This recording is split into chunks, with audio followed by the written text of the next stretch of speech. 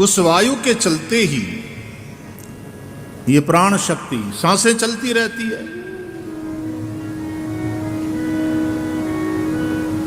प्राण शक्ति मजबूत,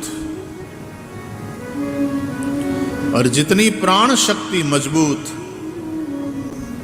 आपके शरीर में बल।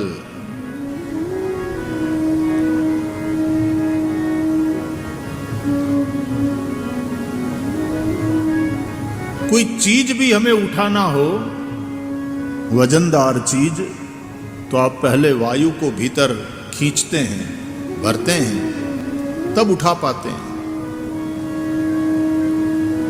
बिल्कुल आपके फेफड़े खाली हो और वजनदार चीज को उठाने का प्रयास करो,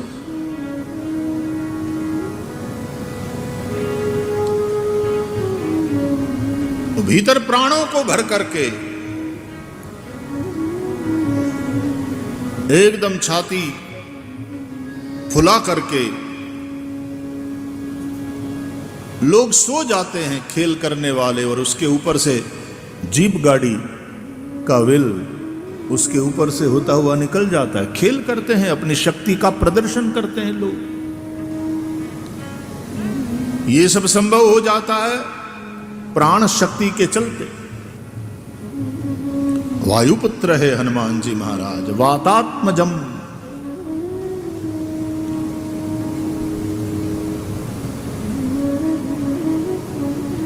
हनुमान जी महाराज का स्वरूप कपि का है, वानर का है। दो बातें हैं वानर में, एक चंचलता और दूसरे कामासक्ति। वानर बहुत कामी प्राणी है, विषयी प्राणी है। मन भी बड़ा चंचल है, और ये काम भी मनोज कहलाता है।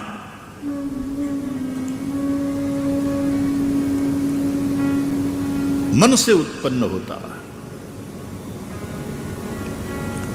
लेकिन श्री हनुमान जी महाराज एक ऐसी प्राण शक्ति है जो मन की चंचलता को भी दूर करते हैं और मन की विकृतियों को भी मिटाते हैं। इसलिए हरहु क्लेश विकार, ये हम प्रार्थना करते हैं।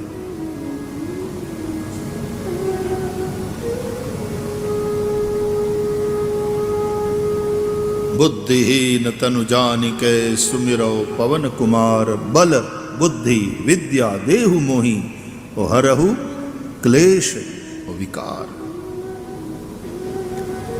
मन का क्लेश मिटे, मन के विकार मिट जाए, मन की चंचलता दूर हो जाए। वायु की ही सहायता से आप ठीक से प्राणायाम करेंगे और मन की चंचलता दूर हो सकती है। इसलिए पूजा में बैठने के साथ ही पहले आसन लगाया तो आचमन और प्राणायाम कराया जाता है। आचम्य प्राणायाम। आप स्नान करके बैठे हैं, शुद्ध वस्त्र पहन करके पूजा में बैठे हैं, लेकिन आपका वह जो पांच भौतिक शरीर है वो तो साफ हुआ, पवित्र हुआ, लेकिन जो सूक्ष्म शरीर है, जो कारण शरीर है, उसको भी तो पवित्र करना। स्थूल शरीर, सूक्ष्म शरीर, कारण शरीर, ये तीन शरीर हम धारण करते हैं। इसलिए त्रिराचम्य, 3 बार आचमन लेना होता है। मुक्तांगुष्ठ कनिष्ठेन, हथेली में जल लेकर के कनिष्ठिका, ये छोटे वाली उंगली और अंगूठा, इसको अलग करना होता है, यूं मुद्रा बनानी होती है। ब्रह्म तीर्थेन त्रिरपः पिबेत, ब्रह्म तीर्थ के द्वारा 3 बार आचमन करना होता है। ये ब्रह्म तीर्थ है। हमारे हाथ में सब तीर्थ है, हाथ तीर्थ रूप है प्यारे। और याद रखो, अन्यत्र किए हुए पाप तीर्थ में विनष्ट हो जाते हैं, लेकिन तीर्थ क्षेत्रे कृतम पापम वज्रलेपो भविष्यति। तीर्थ क्षेत्र में किया हुआ पाप वज्रलेप हो जाता है, उसका नाश नहीं होता। इसलिए ये तीर्थ रूप है, इससे पाप न करें। ऋग्वेद में तो हाथ को भगवान कहा है, इयम में हस्तो भगवान, इयम में भगवत्तरः, ऋग्वेद कहता है। इसमें तीर्थ है। यहां ब्रह्म तीर्थ है।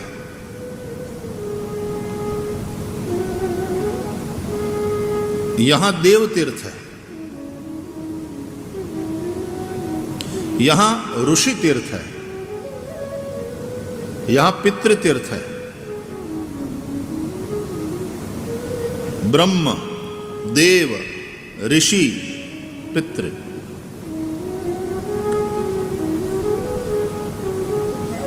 ब्रह्म तीर्थ के द्वारा मनुष्य स्वयं को तृप्त करता है, इसलिए यहां से आचमन लेना चाहिए।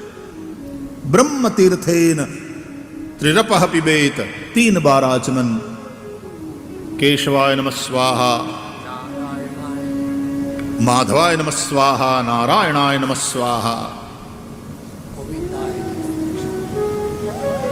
केशवाय नमः, माधवाय नमः, नारायणाय नमः, गोविंदेति हस्त प्रक्षालनम। आप खुद भी अंजलि भर करके जब पीते हैं पानी, तो ब्रह्म तीर्थ से पीते हैं। ब्रह्म तीर्थ के द्वारा स्वयं को तृप्त करना होता है। जब आप तर्पण करने के लिए बैठते हैं,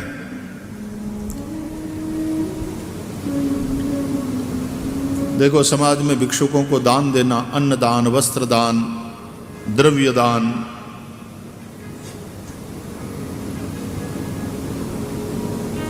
ये भी यज्ञ है।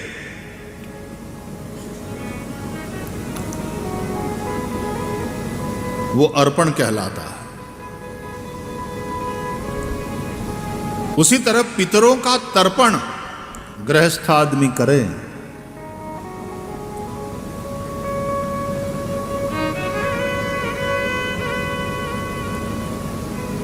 और यज्ञ करे, देव यज्ञ, तो उसमें समर्पण। तो देवों को आप समर्पण करते हैं, ऐसे पकड़ करके आहुति, और यज्ञ में आहुति डालते हैं।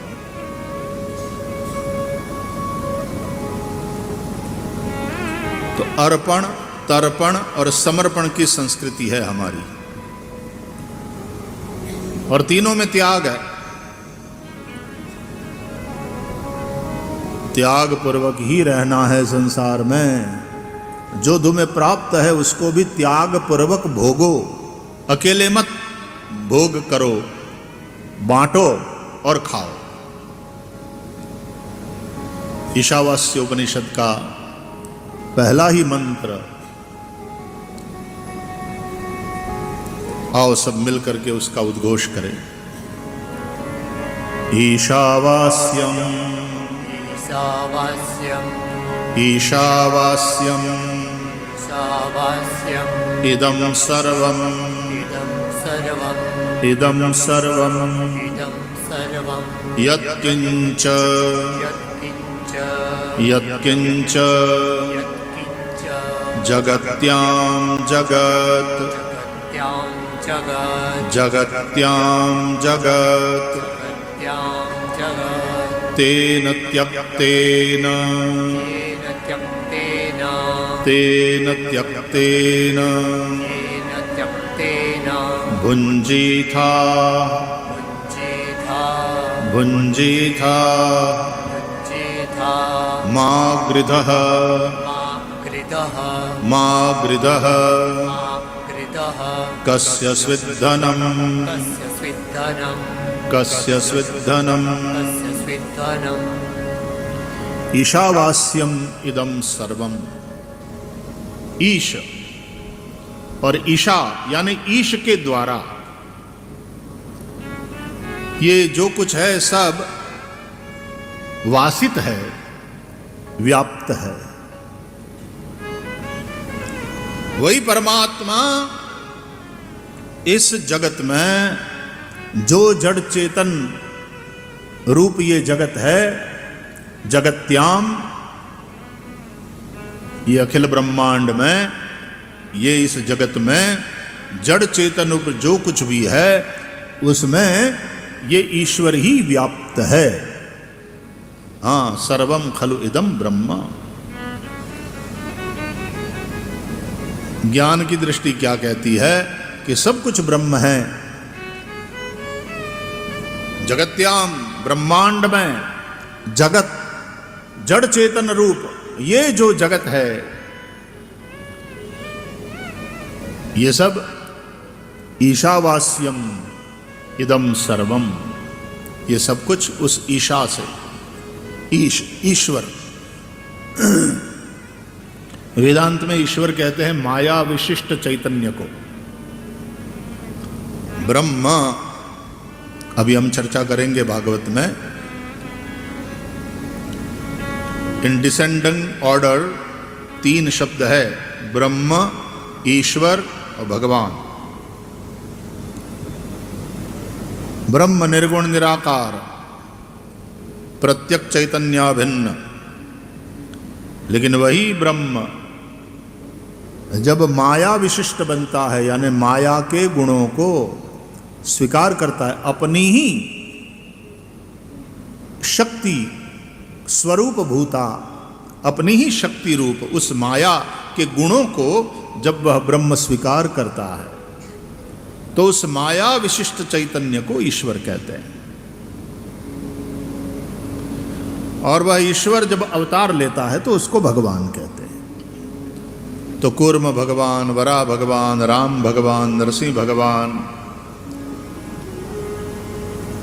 अवतार को हम भगवान कहते हैं। देखो, ये जो हमारा शरीर है उसमें एक चैतन्य है कि नहीं? यह शरीर है, इसका तो स्वीकार करते हो, यह है ना? अपने शरीर का अनुभव हो रहा है ना? बेहोश नहीं हो, होश में हो। ये मैं हूं, ये होश है। और इस शरीर में एक चैतन्य है, ये भी स्वीकार करते हो कि नहीं? नहीं तो बोलना, सुनना, खाना पीना, उठना बैठना, चलना फिरना, ये हो सकता है। और वो चेतना है तो भी पता चलता है, और वो चेतना न रहे और शरीर बन जाए शव तो भी पता चलता है कि नहीं कि ही और she is no more now. उसको हम कहते हैं मृत्यु, कि भाई मर गए, इज डेड नाउ। तो चेतना होती है तो भी पता चलता है, नहीं होती है तो भी पता चलता है। तो जिस प्रकार इस शरीर में एक चैतन्य है, उसी प्रकार ये जो जगत है आप अनुभव कर रहे हो ना, जगत का भी जिस तरह अपने शरीर का अनुभव करते हो उसी तरह जगत का भी अनुभव है ना, कि यहां पर्वत है, नदियां हैं, वृक्ष हैं, पशु है, पंछी है, जड़ चेतन रूप ये जो जगत है। तो भाई उसकी भी एक चेतना है।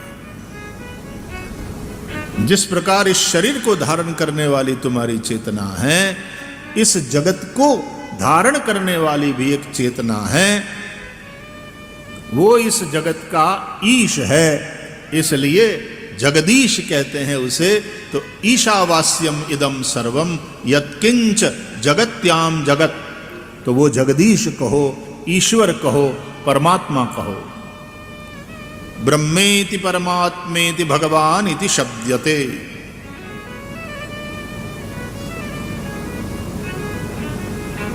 तो ब्रह्म, ईश्वर और भगवान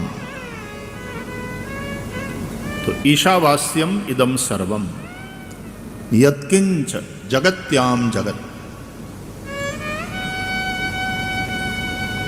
तेन त्यक्तेन भुंजीथा। इसलिए उसके द्वारा आप त्याग पूर्वक भोगो।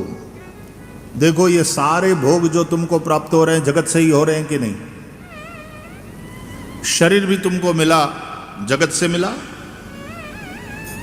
पांच भौतिकी है ना देह। अच्छा, शरीर पर ये जो कपड़े हैं वो जगत से मिले हैं कि नहीं? कपास धरती में ही पैदा हुआ। इस जगत में कुछ जड़ मशीनें बनी और उन जड़ मशीनों को चेतन मजदूरों ने चलाया, कपड़ा बुनकर तैयार हुआ कि नहीं?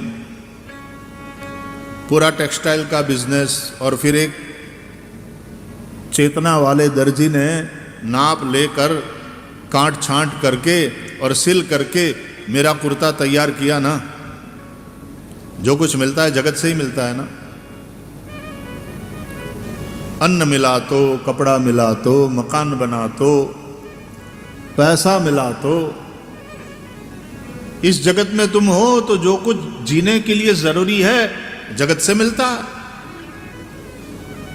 जिन पंचमहाभूतों से शरीर बना है उन्हीं पंचमहाभूतों से शरीर चलता है, टिकता है।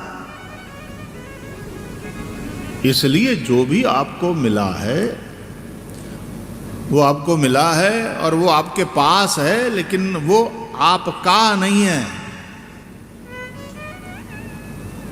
उसके ऊपर अपनी मालिकी मत समझो। ये आपका नहीं है, ये आपके पास है।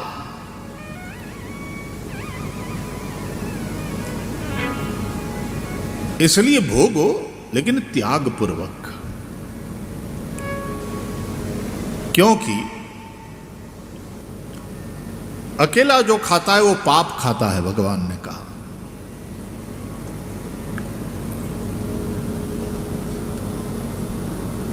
यो भुंक्ते स्तेन एव सः।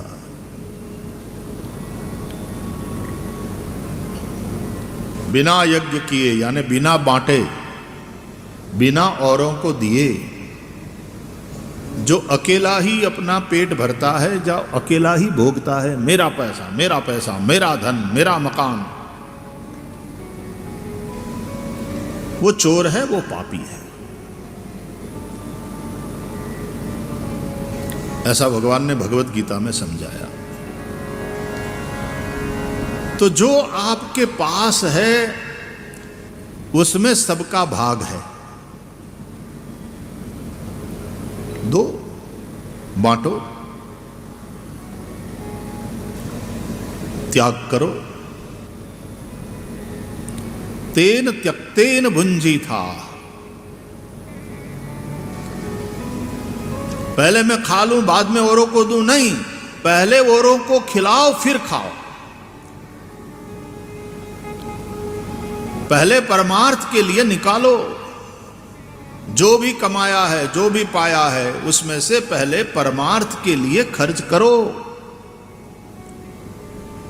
उस दान से ही उस धन की शुद्धि होगी।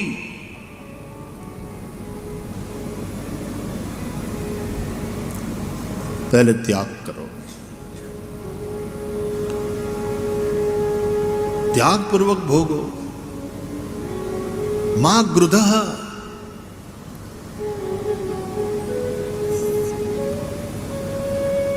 ग्रुध एक वृत्ति है जिसको बोलते हैं लालच। धन की उत्कट इच्छा, लालसा।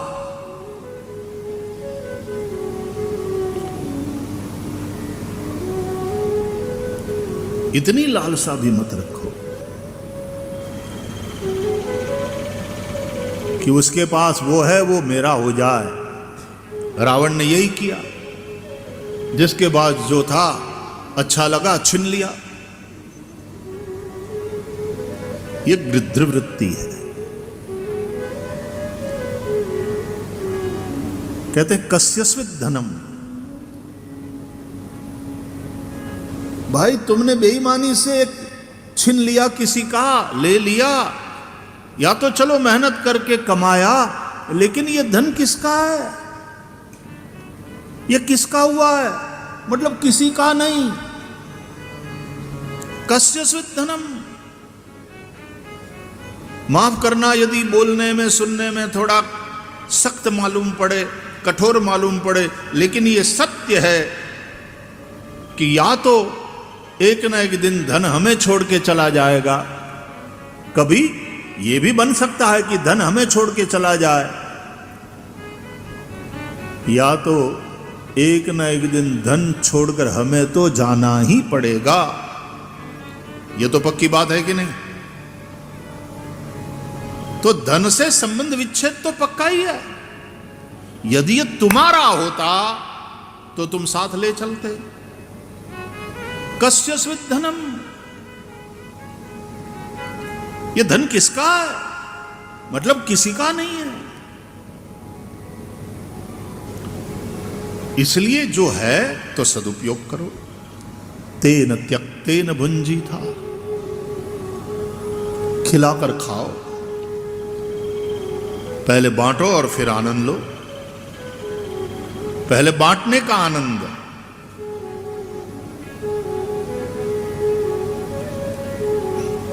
त्याग से ही वो आनंद मिलता है। उपनिषद कहते हैं त्यागे नैके अमृतत्व मानुषु। त्याग से ही उस अमृत की यानी आनंद की प्राप्ति होती है। खाने से भी ज्यादा खिलाने का आनंद। गरीब माँ बाप है, खुद भूखे रह लेंगे, अपने बच्चों को खिलाएंगे। खुद खाने से ज्यादा खिलाने का आनंद। भोग से बढ़कर के है त्याग का सुख, त्याग का आनंद। भोग का सुख क्षणिक है,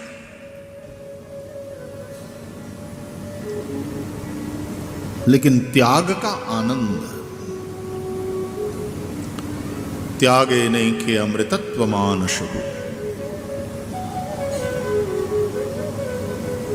और याद रखो, ये त्याग तुम्हारा दूसरों पर उपकार नहीं है, त्याग कर्तव्य है। वृक्ष फल का त्याग कर देते हैं कि नहीं? इतने सारे फल लगते हैं तो वृक्ष त्याग कर देते हैं, औरों को दे देते हैं। पेड़ खुद फल खाते हैं क्या?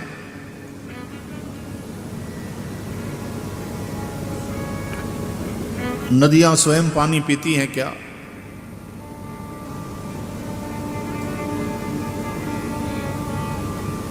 तो बादल बरसते हैं, गाय दूध देती है, धरती अन्न देती है।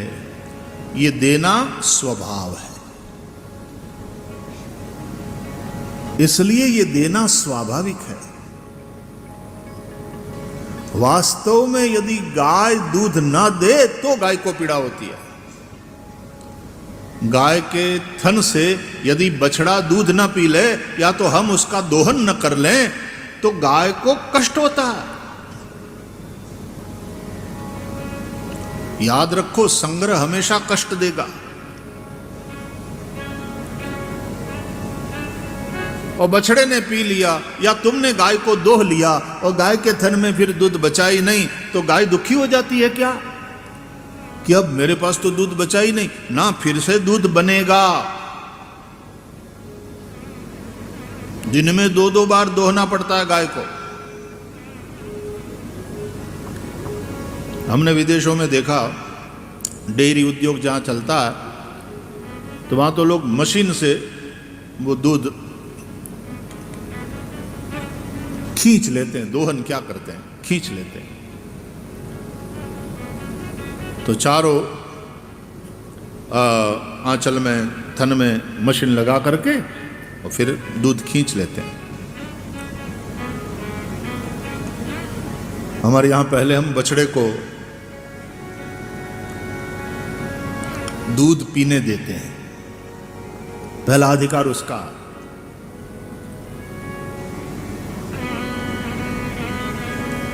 गाय पहनाती है, दूध छोड़ती है बछड़े को देखकर, वत्सला है, अपने वत्स को देखकर वात्सल्य उमड़ाता है, थन में दूध छोड़ती है, बछड़ा पीने लगता है। और फिर हम दोहते हैं तो भी 3 थन हम दोहेंगे, एक बछड़े के लिए ही रखते हैं, उसका पहले अधिकार है।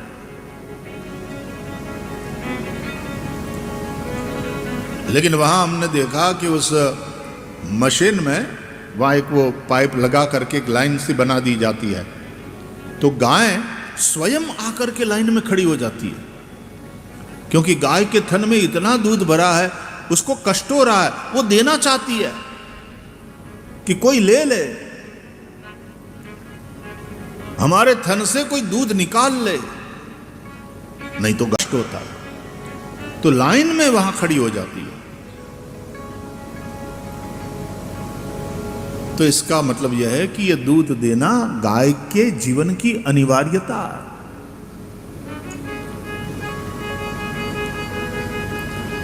अन्न देती है धरती,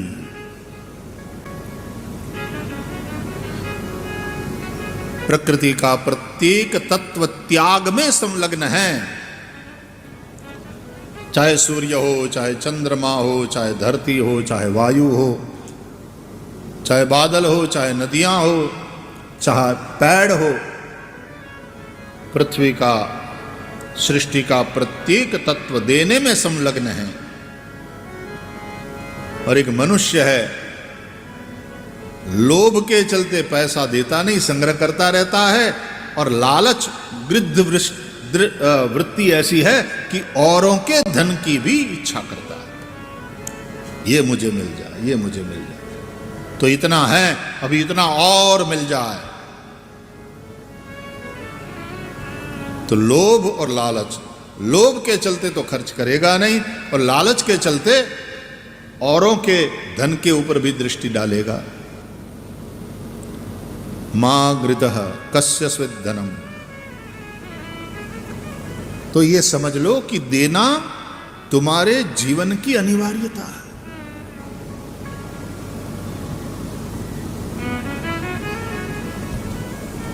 नहीं देने से तुम अपना अकल्याण करोगे। इसलिए कहते हैं भागवत के अनुसार कि सृष्टि में जो सबसे पहली बुराई पैदा हुई उसका नाम लोभ। हिरण्याक्ष और हिरण्यकशिपु ये 2 दैत्य हैं और वो लोभ का प्रतीक, ये आदि दैत्य कहलाते हैं।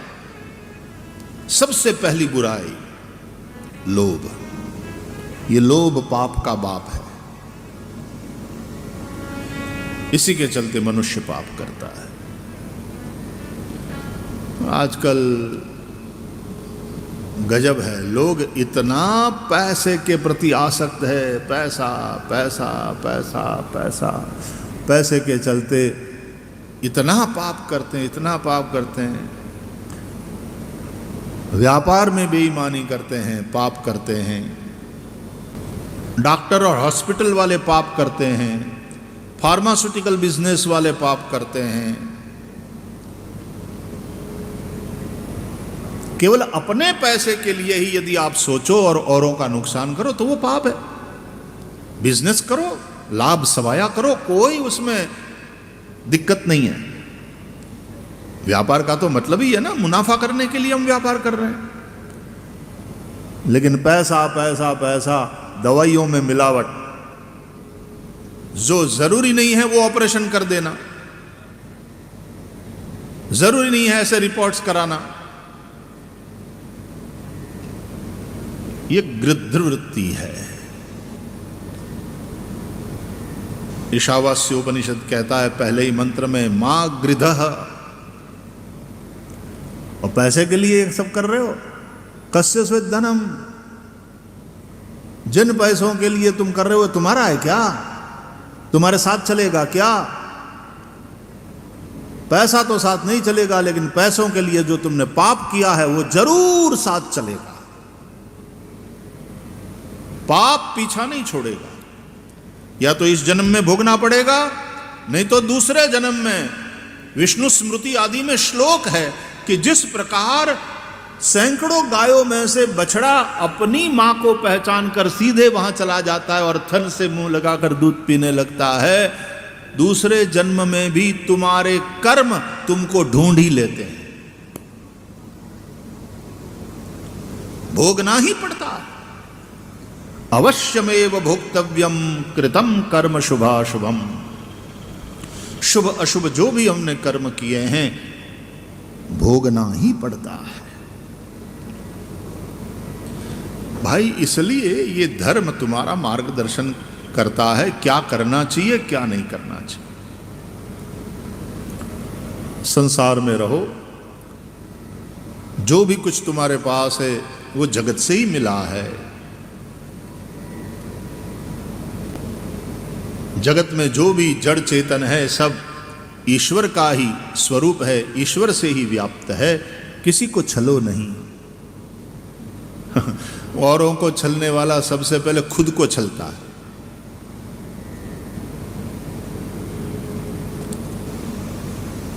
हकीकत में सत्य क्या है वो झूठ बोलने वाले को पता होता है।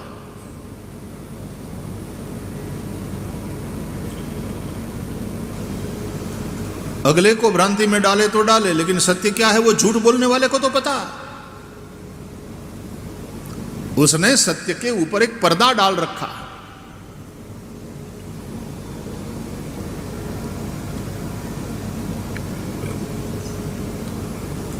तो लोभ सबसे पहली बुराई है। जिस धन के लिए इतने पागल बन रहे हो वो धन किसका है? कस्यस्व धनम। धन किसी का नहीं है। पैसा जड़ वस्तु है। पैसे के लिए तुम मरते हो, पैसा तुम्हारे लिए मरता है क्या? हाय मेरा पैसा, हाय मेरा पैसा। मरते समय आदमी पैसे के लिए रोता हुआ चला जाता है। तुमने सुना होगा कहानियां, कहीं एक खजाना था और उस खजाने की एक सांप रक्षा कर रहा था। ये रक्षा करने वाला सांप और कोई नहीं, वही सांप बन करके आया है जिसकी इस खजाने के प्रति आसक्ति थी।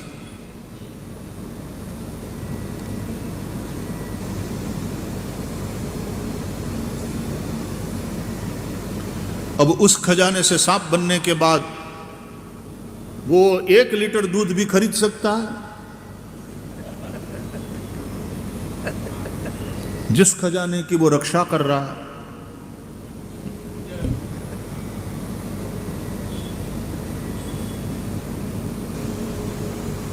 क्या है, क्या पागलपन है, क्या मूर्खता है, क्या बेवकूफी है। कस्यस्व धनम।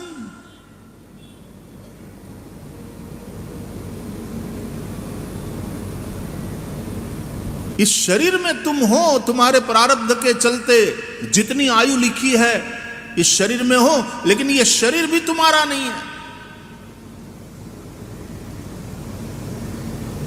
शरीर वाले यंत्र से मेहनत करके जो धन इकट्ठा किया है वो भी तुम्हारा नहीं है। तो जो है उसको त्याग पूर्वक भोगो, बांटो और खाओ, खिलाओ और खाओ, यज्ञ करो। ये बांटना यज्ञ है। त्याग करो। अब थोड़ा सुनने में विचित्र लगेगा लेकिन सुनना पड़ेगा। मल मूत्र का त्याग नहीं करोगे तो तुम्हारी दशा क्या होगी मुझे बताओ। जो तुमने खाया पिया है उसके चलते शरीर में मल और मूत्र बना है, उसका यदि तुमने त्याग नहीं किया, जोर से आवेग हुआ तो तुरंत ढूंढते हो गाड़ी खड़ी करके कि भैया कोई व्यवस्था है तो जाना पड़ेगा। क्या दशा होती है?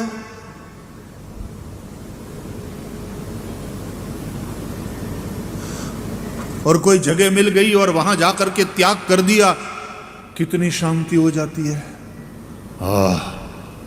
भैया बड़ी तकलीफ हो रही थी, 2 घंटे से रोक के बैठा था, शांति हो गई। हाँ, त्यागा छंति रनंतरम। ऐसे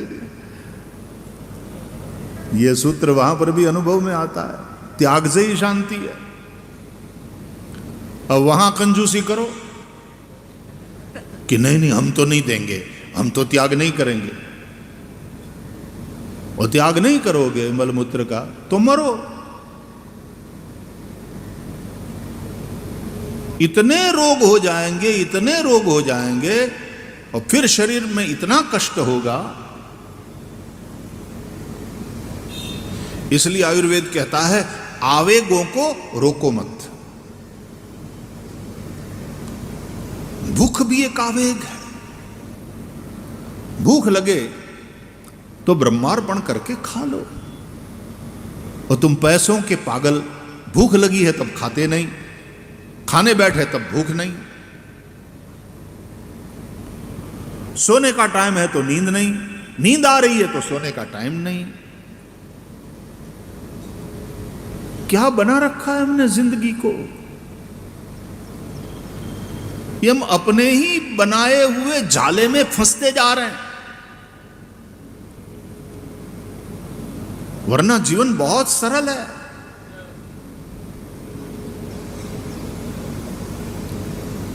जीवन में तुम माने हुए सुख के लिए कितने दुखी हो रहे हो। माने हुए सुख के लिए तुम कितने दुखी हो रहे हो।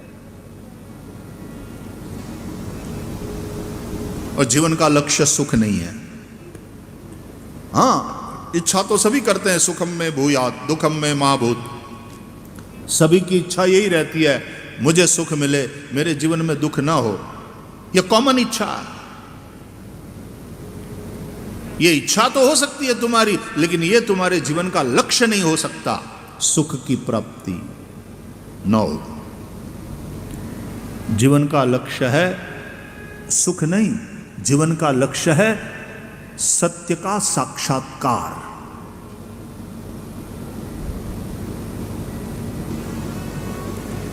यह जीवन का लक्ष्य है, सत्य का साक्षात्कार। और इसीलिए भागवत की यात्रा है, क्योंकि भागवत का प्रारंभ ही सत्यम परम धीमहि से होता है। भागवत का विराम भी सत्यम परम धीमहि से। सत्य के साक्षात्कार के लिए भागवत।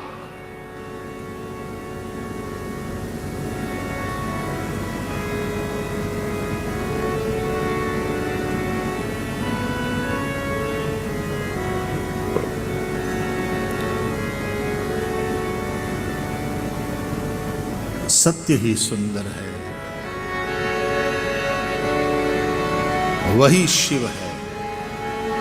सत्यम शिवम सुंदरम, सत्यम शिवम सुंदरम, सत्यम शिवम सुंदरम, ओ सत्यम शिवम सुंदरम, सत्यम शिवम सुंदरम। ईश्वर सत्य है, सत्य ही शिव है, शिव ही सुंदर है। सत्यम शिवम सुंदरम, सत्यम शिवम सुंदरम, सत्यम शिवम सुंदरम।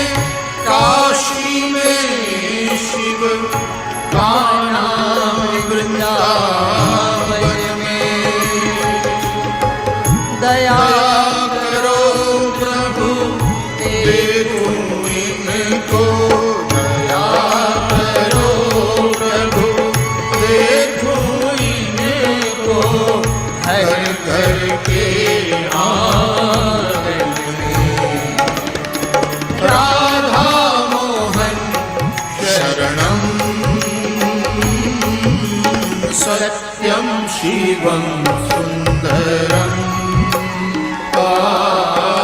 सत्यं शिवं सुन्दरम्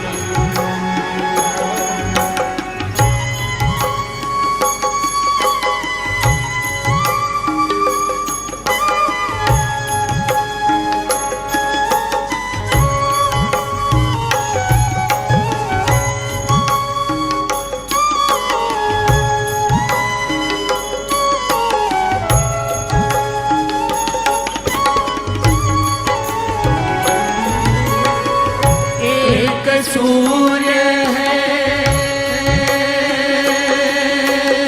हो, एक सूर्य है, एक गगन है, एक ही धरती माता। दया करो प्रभु एक बने सब, करो प्रभु एक बने सब, सबका एक से नाता। राधा मोहन शरणं सत्यं शिवं सुन्दरं, सत्यं शिवं सुन्दरं, सत्यं शिवं सुन्दरम्। ईश्वर सत्य है, सत्य ही शिव है, शिव ही सुंदर है।